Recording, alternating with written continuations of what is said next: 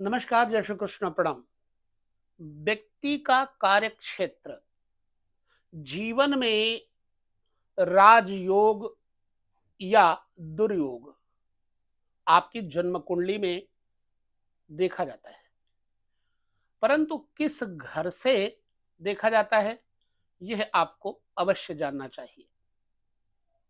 जन्म कुंडली में तीन तो मूल त्रिकोण कहे गए हैं और चार केंद्र कहे गए हैं, जिसमें मूल त्रिकोण की संज्ञा लग्न, पंचम और नवम को दिया गया है। केंद्र संज्ञा लग्न, चतुर्थ, सप्तम, दसम कहा गया है। इस प्रकार जन्म कुंडली में यदि चार केंद्रों में से कोई मूल त्रिकोण के साथ तालमेल कर रहा हो ग्रह, तो समझना चाहिए कि उस जातक को उस विषय को लेकर विशिष्ट लाभ होगा। जैसे हम चर्चा करते हैं, आपका लग्न का स्वामी केंद्र भी है, मूल त्रिकोण भी है।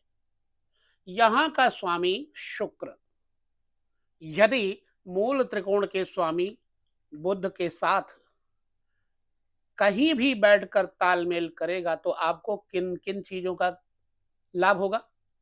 पंचम भाव विद्या, योग्यता, आंतरिक शक्तियां, देव उपासना, इष्ट साधना, सिद्धि, बैंक बैलेंस, लॉटरी, जुआ सट्टा, इन सब चीजों का बोध कराता है। वहीं पर लग्न जातक स्वयं सेल्फ होता है। जातक का स्वभाव पंचम से मिलकर के धन कमाने, इष्ट साधना कमाने में खूब सफलता देगा और ऐसे जातक को संतान पक्ष से सर्वाधिक लाभ भी होगा। पब्लिक का स्नेह जन्म कुंडली में यदि चतुर्थ भाव, पंचम भाव, दोनों भाव के स्वामी, जैसे यहाँ चतुर्थ भाव का स्वामी सूर्य है, पंचम भाव का स्वामी बुध है, जब ये दोनों सूर्य और बुध कहीं पर बैठे होंगे तो ऐसे व्यक्ति को सुख पब्लिक से, राजनीति से समुचित रूप से मिलता है और यह व्यक्ति अपने क्षेत्र का मुखिया, नेता के रूप में माना जाएगा। इस व्यक्ति को समझदार कहा जाएगा और यह व्यक्ति कई लोगों का कार्य सफल करने में अपनी पूरी मेहनत झोंकेगा बिना स्वार्थ के। क्यों? क्योंकि चतुर्थ भाव सुख भाव, पब्लिक का रिलेशन, पंचम भाव विद्या का रिलेशन, इन दोनों से यानी अपनी विद्या से पब्लिक के कार्य को सफल करने में यह व्यक्ति खूब सहायता करेगा। इसलिए कई बार ये पार्षद इत्यादि बन सकने की क्षमता वाला व्यक्ति होता है। पब्लिक का प्रेम विद्या के द्वारा इस व्यक्ति को मिलता है। मेरा अभिप्राय कहने का जो है वो यही है कि आपको मूल त्रिकोण और केंद्र की युति से क्या लाभ होगा उसे समझाना है। चलिए, केंद्र सप्तम भाव है। यदि सप्तम भाव और पंचम भाव के साथ कहीं कोई युति, दृष्टि, योग बनता हो तो ऐसी अवस्था में जातक बल, पराक्रम, पुरुषार्थ के द्वारा, अपने और स्त्री के बल पुरुषार्थ के द्वारा अपने कल्याण का भागी बनकर के संतान पक्ष इत्यादि के माध्यम से जीवन को खूब सुख और ऐश्वर्य देता है। पब्लिक से अभी हमने कोई चर्चा नहीं की। पब्लिक की चर्चा मैंने पहले कर दी थी। तो सप्तम भाव और पंचम भाव यदि कहीं मिक्स होता होगा, यानी एक जगह बैठे होंगे दोनों, तो जातक को अपने पुत्र से, अपनी संतान से, अपनी पत्नी से खूब सारा धन, सुख इत्यादि प्राप्त करवाएगा।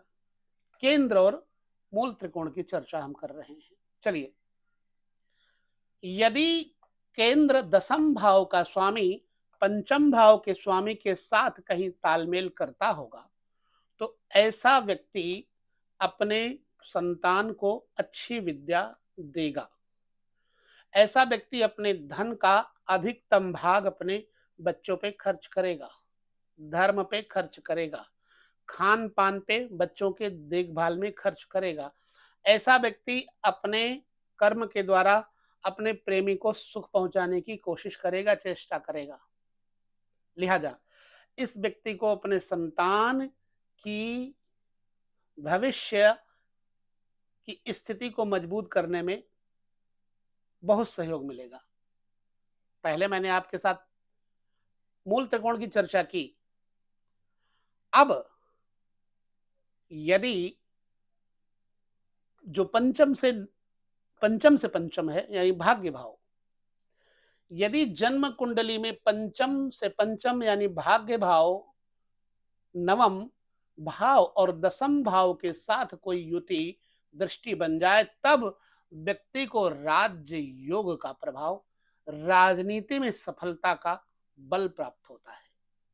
जैसे यहां का स्वामी, चूंकि यहां पर तो एक ही है शनि, मकर राशि का स्वामी भी शनि है और कुंभ राशि का स्वामी भी शनि है, परंतु यदि ये ना होता तो नवम दसम भाव के स्वामी यदि राशि परिवर्तन करते होते, यहाँ का स्वामी यहाँ, यहाँ का स्वामी यहाँ बैठा होता, तो जातक को राज्य सत्ता परिवर्तन से विशिष्ट रूपेण लाभ प्राप्त होता। यह सूत्र है।